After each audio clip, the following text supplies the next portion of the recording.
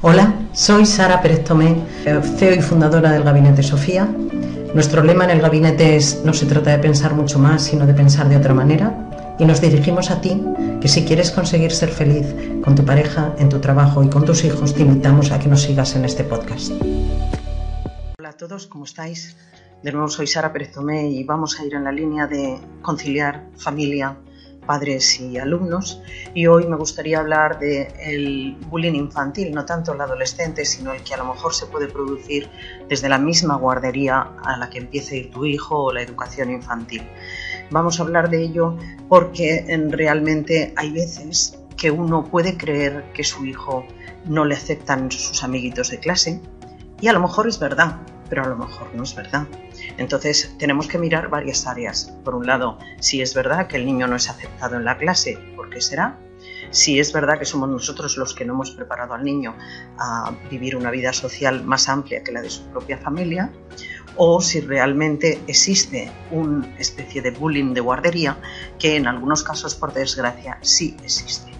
Mirad, para definir un poquito más, ya sabéis que la palabra bullying es un anglicismo que viene de bully, que significa matón o abusón, con lo cual bullying es como todos los problemas que se generan en el ámbito escolar, donde se acosa o se agrede a otros niños entre iguales, que casualmente son más débiles a lo mejor psicológica o físicamente, con la complicidad de algunos otros compañeros, de los que llamamos silentes. Entonces, nunca, mientras que al que hace bullying está solo, el que hace bullying o el que acosa nunca está solo. Y en el caso de los niños pequeños, esto no se da tan radical como se puede dar en los adolescentes, pero sin embargo sí podemos sembrar un futuro acosador y un futuro víctima de bullying desde la misma guardería, y hay que estar pendientes de ello. Lo que sí está claro es que los padres no nos podemos dejar contagiar por esa impotencia que a lo mejor siente el niño de no saber qué hacer para enganchar con los amiguitos del cole, o esa impotencia que a veces puede tener un profesor de estar notando que pasa algo raro pero no saber cómo actuar. Ya sabemos que existen unos protocolos, pero cuando casi los protocolos se aplican cuando ya la sangre ha llegado al río, y de manera preventiva no existen tantas herramientas como para que un profesor pueda atajar un pre-bullying en una educación infantil. Normalmente, que sepáis que entre los pequeños pues no son situaciones tan graves, es verdad, pero sí que pueden sufrir niños pequeños igual o más que si fueran más mayores. ¿Por qué? Porque sienten que les aíslan o sienten que otros niños les humillan, porque la infancia también es cruel entre iguales, pero sin embargo no tienen herramientas para comunicarse con estos niños tan pequeños como ellos, en donde defenderse y decir: tú por qué me aíslas, o por qué no me aceptas en este juego, o por qué me dejáis aislado ante una situación bonita o compartida. Entonces ahí podemos estar sembrando una posible autoestima infantil ya tocada, que esa es la base de por qué se puede hacer bullying a un niño, porque tiene la autoestima tocada y no se siente seguro y le faltan habilidades sociales. ¿Qué pasa? Que una de las cosas que es la clave está en los padres. Los padres, el niño no nace en la escuela, nace en su casa. Nace en su casa normalmente con un padre y una madre y un entorno familiar, incluso puede tener ya hermanos. Pero hay niños que son hijos únicos durante mucho tiempo o toda su vida, y a estos niños hay que desarrollarles mucho más, si cabe, las habilidades sociales, porque gran parte que un niño no se sienta aislado o no se sienta superado por un tsunami de rechazo o de humillación es que tenga habilidades sociales. Y ahí la clave está en los padres. Los padres, antes de llegar a la escuela infantil, no tienen que esperar a decir: bueno, cuando vaya al colegio se socializará porque la escuela es un elemento socializador. No, es que desde la casa ya se tiene que socializar.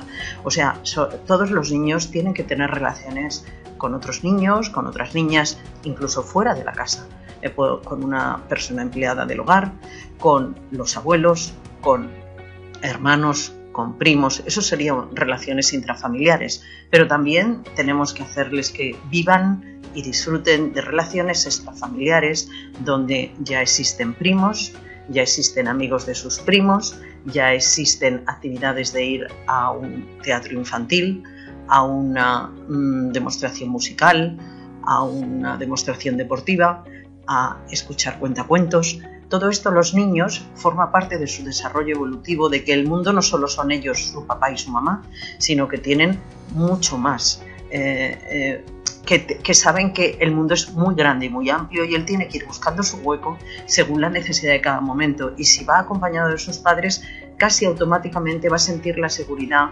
de que está conociendo el mundo y eligiendo el mundo que a él le va o no le va según su sensibilidad. Para eso, los padres, es verdad que está en base, en el apoyo de los padres está que este niño crezca con una buena autoestima y unas buenas habilidades sociales, pero para ello el padre no debe estar interviniendo permanentemente en el parque o en cualquier fiesta familiar o fiesta social, interviniendo por su hijo para ayudarle a integrarse. No, es que así no le ayudas a integrarse. A un niño, si tú intervienes, es para que sume, no para que le restes. O sea, un padre que en el parque termina riñendo al niño, a los padres de ese niño, porque a su niño le han quitado el camión, es un padre que lo único que está haciendo es castrando a su hijo en habilidades sociales. Lo que tiene que hacer es ser conciliador. Y si nota que su hijo en el parque está aislado, al revés, le tiene que llevar niños a que hablen con él, a que le pregunten, a que le digan, pero no te metas a fumar la pipa de la paz en cosas que puedan estarle ocurriendo a tu hijo y que le van a permitir desarrollar habilidades. Otro de los temas importantes es que nos creemos que nuestro niño ya habla, nuestro niño ya anda y nuestro niño ya come solo y está preparado para ir al colegio. Bueno, pues además de todo esto, tenemos que saber si nuestro niño está preparado para la comunicación no verbal y la verbal a la vez, en sintonía. Tener en cuenta que los niños todavía, cuando son pequeños, no escriben, no saben leer y todo es mucho más comunicación no verbal y gestual. Mirad, he tenido la experiencia de estar en Dallas con un hijo mío y allí hay en cosas educativas que realmente van mucho más adelante, mucho más por delante de nosotros. ¿Os planteáis que, por ejemplo, sería bueno que un niño desde que es pequeño, igual que aprende su lengua nativa, aprenda el lenguaje no verbal del sistema Braille de los ciegos? Pues esto existe en los parques de Dallas. Los niños tienen carteles donde al lado de la letra A su altura, a la de un niño de 3-4 años, está por puntos que pueden tocar cómo es esa letra en el sistema Braille. Esto es abrir la caja del mundo de la comunicación desde que son pequeños. Niños que están aprendiendo las letras, si al tiempo aprenden las letras del sistema Braille, se están dando cuenta primero de que él está más integrado en el mundo de los discapacitados auditivos de lo que él se imagina, o de los discapacitados visuales, y que además es un suma y sigue de formación de comunicación no verbal. Para mí fue una experiencia muy bonita ver esto en un parque, ¿no? También tenemos que llevarles a que participen en juegos lúdicos. Hay sitios especiales para que haya muchos niños juntos jugando en piscinas de bolas, en toboganes. Entonces, sin la intervención de sus padres no pasa nada, y ahí les tenemos que dejar que jueguen solos, cojan su confianza y tengan un apego seguro. Sus padres les han llevado, pero no pasa nada, se divierten sin que su padre le esté tocando o esté presente con él. Luego también forma parte de un buen desarrollo de apego seguro el tema de que un niño en un momento dado pueda sentir bullying y no sepa cómo defenderse porque no tiene a su papá o a su mamá delante ayudándole. Luego, os aconsejaría que cuando se tienen niños pequeños, iros a vivir a urbanizaciones no muy grandes, con zonas comunes y donde haya zonas de juegos. ¿Por qué? Porque vivir en un piso te aísla en tu piso y como mucho te limita a un parque si es que tienes un parque cerca. Si vives en un chalet individual, te limitas a ti mismo, a tu entorno. Y a no ser que sea una familia con muchos niños, realmente a tu hijo no le vas a ayudar en habilidades sociales viviendo en un chalet de 500 metros, pero él solo, o como mucho con su hermanita. Así que yo aconsejo mejor urbanización con zonas comunes donde haya más familias y más niños de sus edades y de edades diferentes, que es como una preescuela antes de ir a la escuela. Luego, es bueno que cuando el niño empiece a ir a la guardería o a la educación infantil, invitar a niños de su clase a casa. pero no esperando que luego a tu hijo le inviten. A lo mejor no le invitan, pero no le invitan no por nada, sino porque las otras familias tienen otro estilo de vida en el que no tienen por qué invitar, no les gusta invitar, pero tú haz lo que creas que debes hacer sin buscar la reciprocidad por parte de las otras familias o sin sospechar que si no hay esa reciprocidad, ¿qué está pasando con mi hijo o qué le están haciendo a mi hijo? Luego, el tema de las relaciones de la familia nuclear, si tiene varios hermanos, es un potencial muy bueno, pero luego están las relaciones extrafamiliares y esas son mucho más amplias y también quizá de más riesgo, porque hay más niños, pero no importa. Estos mínimos riesgos de habilidades sociales los niños deben experimentarlos antes de soltarlos en una guardería, en una educación infantil. Luego hay que tener una muy buena relación con los profesores encargados de tus hijos, con las cuidadoras de tus hijos, porque tiene que ser una relación de apoyo mutuo. Es como quien dice, es la madre de tu hijo o el padre de tu hijo durante casi 8 horas que tú no estás con él. Entonces tiene que saber, tiene que conocerte ese profesor o ese profesional para ver a ese niño con los ojos de su madre. Si a ti no te conocen, si cuando tú vas a recoger a tu hijo vas hablando por móvil, le recoges, dices adiós y simplemente pides conectar con la cámara, ver cómo juega tu hijo o cómo está en el colegio o si te mandan algún mail, pero luego no tienes ningún tipo de relación más con el centro, porque al final se convierte el sitio en una guardería caja donde están cuidando a tu hijo mientras tú trabajas, y eso también forma parte de que no estás desarrollando bien las habilidades sociales de tu hijo en relación con el colegio y con sus padres. Ahora, si llegado el punto veis que le cuesta a vuestro hijo relacionarse, que puede pasar, o creéis que le cuesta relacionarse y eso se arregla hablando con la profesora, no solo mirando las cámaras del colegio cuando tú lo pides, nunca le hagas víctima de esa carencia que está sufriendo, si es que ocurre. No le digas que te da lástima, pobre niño mío, que estás solo en el cole. O sea, hay expresiones que realmente lo único que vas a hacer es victimizar a tu hijo en una cosa que está en pleno proceso de desarrollo y realmente esa carencia la tienes tú, que a lo mejor es transitoria o que a lo mejor eres tú la que la viviste de pequeño y la estás proyectando en tu hijo en ese momento. Pues ojo con las proyecciones de nuestra infancia en la infancia de nuestro niño. Lo que a mí me pasó que no le pase a mi hijo y no le está pasando y a lo mejor no le va a pasar aunque a ti te pasara. Entonces olvídate de tu infancia, no compares tu infancia, como ahora tampoco podrías comparar a un adolescente a la hora que tú tenías de vuelta a casa con la que tienen ellos. Estamos viviendo en el siglo XXI con unos recursos, con unos medios pedagógicos y con unos instrumentos donde a lo mejor tú no tuviste, y eso no quiere decir que por eso tu hijo tenga que sufrir lo mismo que tú. Y ahora voy a dirigirme un poquito, esto era a los padres, ahora a vosotros profesores. Yo creo que cuando un profesor es meramente experimentado un poquito, le saltan alarmas de que algo pasa con un niño. A veces este niño tiene unas discapacidades, que pudiera ser, y hay un rechazo en la clase que pudiera ser. Pero cuando a ti te salten como profesional las alarmas, lo que tienes que hacer es poner al niño cerca tuyo, cerca, en la mesita más cerca, próxima tuya, y a lo mejor al lado suyo a otro niño que tú sabes que es más maduro, que tiene 6 meses más de edad, o que es un niño cuidador, y que es un niño cuidador que va a poder cuidar de este niño que está en desventaja con el resto de los niños. Y si este niño necesita una atención mucho más próxima y más cercana porque no es tan maduro, busquémosle apoyos pero dentro de la misma clase. Y tú como profesor buscas apoyos pero dentro de la misma clase. Luego, como profesional tampoco debes culpabilizar públicamente al que está humillando a ese niño, porque lo único que vas a hacer es que ese niño le crezca la rabia contra el niño al que humilla. Y tampoco culpabilices a los padres. A lo mejor hay padres que han hecho algo mal, pero eso no quiere decir que sean culpables de lo que le pueda pasar al hijo en tu aula.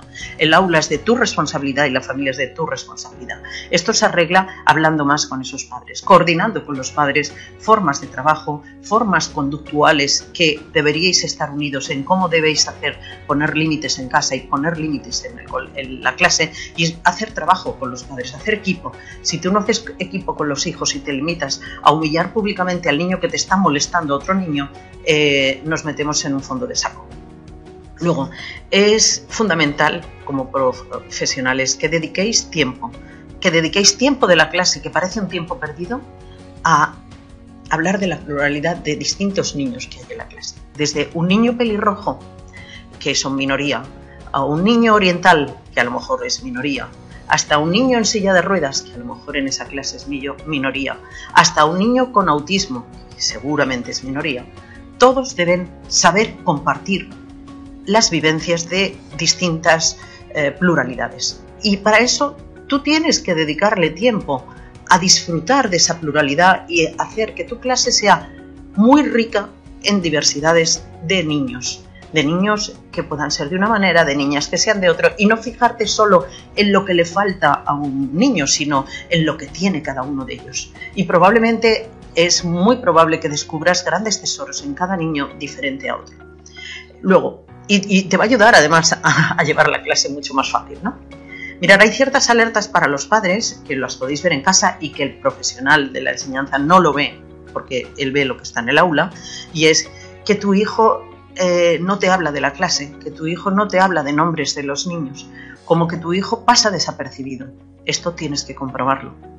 De todas formas, tienes que implicarte mucho más en actividades de la guardería, en actividades lúdicas, no solo de lunes a viernes, sino en los fines de semana. Si hay un maratón de padres con niños corriendo por una causa, da igual, y lo que hay que correr es 15 metros de la mano de tu hijo con todos los niños de su clase, tienes que participar. Si tu niño tiene que llevar unas galletas hechas contigo en casa, tienes que participar. No puedes decir, no tengo tiempo.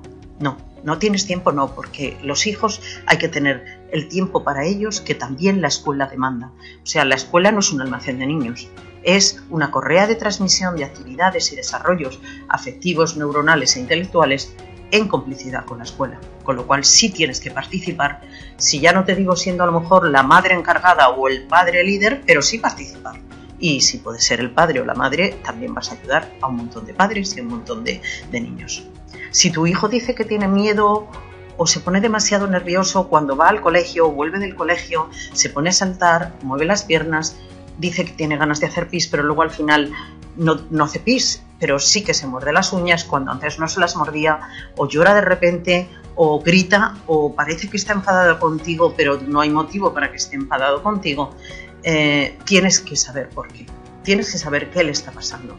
Y para saber qué le está pasando, lo primero es háblale a su altura, a sus ojos. Le subes en una mesa y le hablas con la cara mirándole a sus ojos. O te sientas y te agachas en la alfombra y hablas con él sentado a la altura de sus ojos. ¿Por qué? Porque los niños, cuando son pequeños, volvemos a lo de antes, acaban de empezar a hablar. Es una lengua nativa, pero no saben expresar. Y sin embargo sí pueden expresar con un método mucho más gestual que verbal lo que les está ocurriendo o lo que les pasa. Y si además a esto añadimos que es un niño con un déficit de psicomotriz, un déficit de aprendizaje, un déficit intelectual, son niños muchísimo más marcados por las limitaciones, y ahí tenemos que estar tanto padres como profesores, porque no podemos permitirnos el lujo, ni profesores ni padres, de que niños con problemas de integración por la diferenciación que tiene con el resto de los niños de la clase terminen por utilizar las llamadas de atención como una herramienta para que le hagan caso. Llamadas de atención o crear problemas. Crean problemas porque saben que así consiguen que se les haga caso. Cuando hemos entrado en esa dinámica, padres y profesores, tenemos un problema. Tenemos un problema que resolver en clase y en el colegio. Aquí la clave está en que el padre los padres y el profesional docente tienen que hacer equipo para ver cuáles son las antesalas de esas llamadas de atención, cuáles son la frecuencia de esos problemas y cuáles son siempre los mismos problemas, para que analizando podamos ir a la causa y no a los síntomas, y no a los síntomas penalizando al niño, y no a los síntomas penalizando a los demás, y no a los síntomas de decir este niño es raro. No hay niño raro que no se pueda normalizar. Todos los niños pueden ser normalizados. No hay niño raro que se pueda normalizar, que no se pueda normalizar.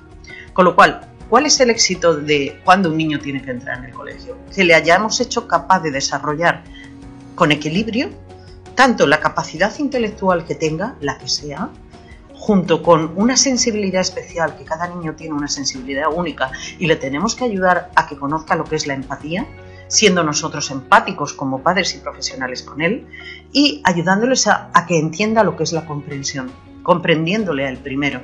Si no aceptamos a nuestro hijo o nos pone nervioso un niño, no le estamos comprendiendo y no le estamos enseñando a ser asertivo en la vida. O sea que la base de la guardería y la educación infantil es buscar como objetivo que el niño llegue a la escuela con un equilibrio ponderado y ponderable entre empatía y asertividad, que solo se basa en la comprensión de sus padres y en que sepamos no etiquetar a los niños ni por su inteligencia, ni por su simpatía, ni por su negatividad. Eso no nos lleva a ninguna parte. Tenemos que hacer que el niño no sea lo que nosotros queremos o juzgamos, sino que eso sea un niño equilibrado, porque si no es un niño equilibrado va a entrar en la escuela con una baja autoestima, ya tocado por a lo mejor otros niños de la propia clase, sus amiguitos que no le quieren, y además con una antesala de no felicidad, que luego nos extrañamos que haya niños adolescentes problemáticos, violentos, o acaben ni estudiando ni trabajando como los niños nini, porque desde que conoce lo que es un aula es un niño infeliz e incomprendido por parte de los que realmente le han dicho que le quieren. Bueno, nada más hoy. Este tema os doy la oportunidad de que lo reflexionéis, de que hagáis una especie de reflexión de dónde estoy yo con mis hijos, qué espero de mis hijos y en qué puedo sumar y no restar en la educación de mis hijos desde que son pequeños. Muchas gracias por vuestra atención. Muchas gracias por escucharnos. Solo te invitamos a que nos sigas en las redes sociales y en nuestro blog a través de nuestra página web.